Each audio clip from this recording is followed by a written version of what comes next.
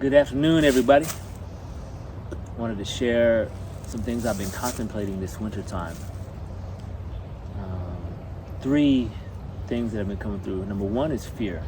There's the individual fear and the insecurities. It's the holidays. We spend time with family. My parents were here for 10 days, and that was a little longer than anybody really needed. But those family trauma triggers, right? Those trauma triggers really allowed me to ask and be curious about this fear, be curious about this deeper pattern, right? So what is the pattern of fear, right? On the basic level, fear is very important for our survival, right? The kidneys and the adrenal glands that sit on top of the kidneys, when we get that, stress response from the email or our partner or life, it's like, wow, right? It gives us the chi to move, to fight, to flee, to run, right? Or sometimes there's a freeze pattern, right? We won't get into that today.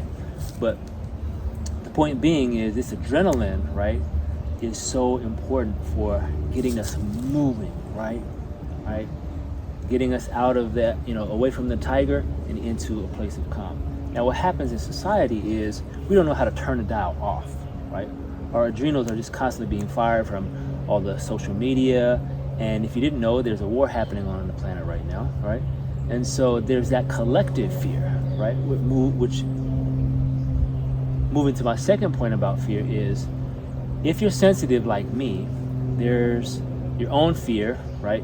Family wounds and daily stress, right? I've got a wife and 2 kids and a business and all the things, right? So there are moments where I'm overwhelmed, and those patterns where I really notice that overwhelmed, like I just want to give up, or I'm fed up, or I start getting into some kind of depressive states of consciousness. That's my sign to move my body. That's my sign to get out of my head and into my heart, right? Because that fear is something that, going from the personal to the collective, right? That first step is calming our own nervous system, being grounded, and all the research from Heart Math Institute, that shows the bioenergetics, the electromagnetic field of our heart expands when we come in a place of gratitude, appreciation. So now when my mom shares something that offends me, instead of getting angry or I can get curious. I can start to appreciate, what is this bringing up in me that's really uncomfortable right now in this moment, right? And so when we turn on our curiosity cap and take that moment to take a deep breath into our belly before we respond, there's a moment, there's that split second awareness, right? We can begin to catch ourselves from the patterns, right? The hooks, right? I believe they call them the kleshas in some of the ancient Buddhist texts, right? The kleshas are those trigger patterns, right? Some of those core wounds that we carry from our family, our parents, our grandparents, and so forth. So beginning to recognize those, and then having the somatic tools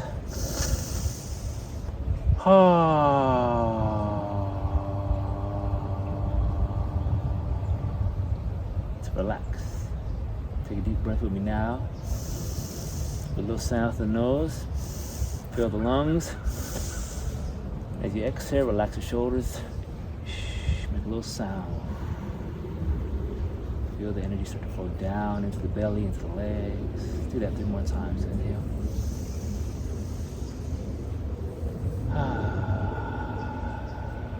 Give myself permission to slow down. Calm the fuck down. Relax. And taking another deep breath in. Letting a smile.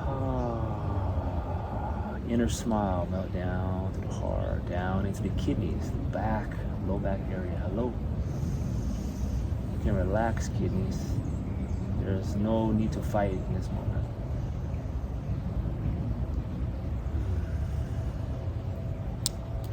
and learning how to harness this energy, how to harness this fight or flight, right? So now when I'm stressed out, I go exercise, right? I do some powerful breath work. I lean into it, and I let the adrenaline and the cortisol work its way out, right? Instead of sitting there. If I'm stressed out and I just keep sitting there, right? After 2, 3, 4 hours of writing or, communicating or being on the Zoom machine, right? I'm like, oh, hell no, right? I'm stressed out and there's EMFs, right? I'm looking at the screen. I just got to go for a 15-minute jog and stretch, right? Foam roll session. Something that's a little more vigorous, right? A little primal qigong, right? A little primal qigong. And so doing that, something like that in the middle of the day, at the end of the day, even for 2 minutes, literally 2 minutes, scientifically proven, you can lower the heart rate within 2 minutes, right? Simply with breath work alone, right? Simply with movement alone.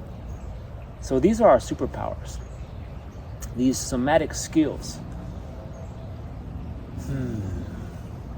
And so that's, the fear, willpower, and wisdom. So we covered fear here, right? So there's this collective fear that's also going on, right? People are stressed out, especially if you're in a big city. It's more density. I used to live in Oakland for many years, and it's just heavier there, Same when I went to Chicago or other places of just density, right? And then I would go to places in the mountains or, Thailand or wherever, and there was a peace because I was tuning into the environmental chi, right? So it's very important to know, right? We live in this cosmic soup of energy called chi, right? And when we are in an environment, right, whether you, like as an example, if you're in the woods in winter, right, it's gonna be cold, brisk, and if I sit on this in the morning, I must feel icicles in my bum, right, in my tailbone, right? Now, if I'm doing the same exact practice in Florida, where it's a little swampy, it's gonna be a different atmosphere. It's gonna be 20 degrees warmer, it's gonna be, right? So the environment matters, and when we talk about the population density, right, and think about just take that moment to ponder, where do I live, and what's going on in my town, my city, right? And how do I be a lighthouse? How do I turn off all of the external noise on the social media, right? Because we weren't designed, our human brain wasn't designed to know about all the tragedies on the planet all in one day, right? Think about it. We grew up with the tribes, right? And that more tribal setting, and we can only handle, our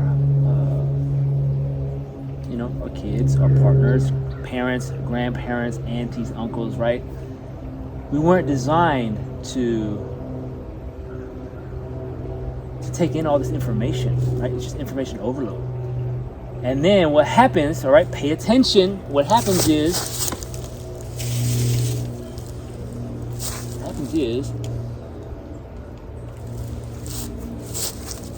you begin to feel hopeless. You begin to feel fed up. Like there's nothing I can do. And sometimes I get angry. And that's when I say a prayer. And I take a deep breath.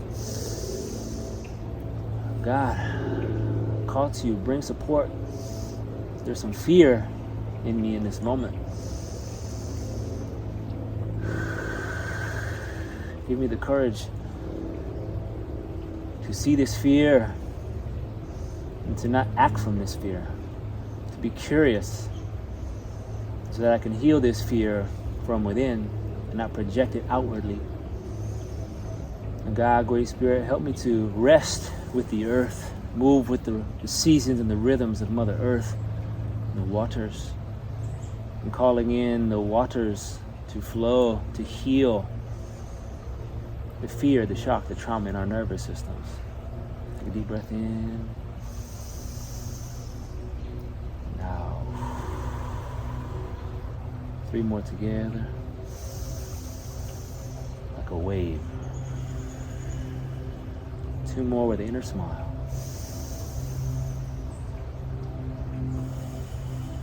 One more. you exhale slow, relax your shoulders, swallow saliva. You feel the belly relax. Feel your roots, your feet, feeling grounded through your breath. Feeling your spine grow a little taller. All is well within my soul. Bring your hand to your heart and your belly. Feel that divine willpower. Feel your higher self, that spiritual willpower. To let go of judgment and fear. To relax. To rest into our true nature, our essence. Our soul essence. Our eternal nature.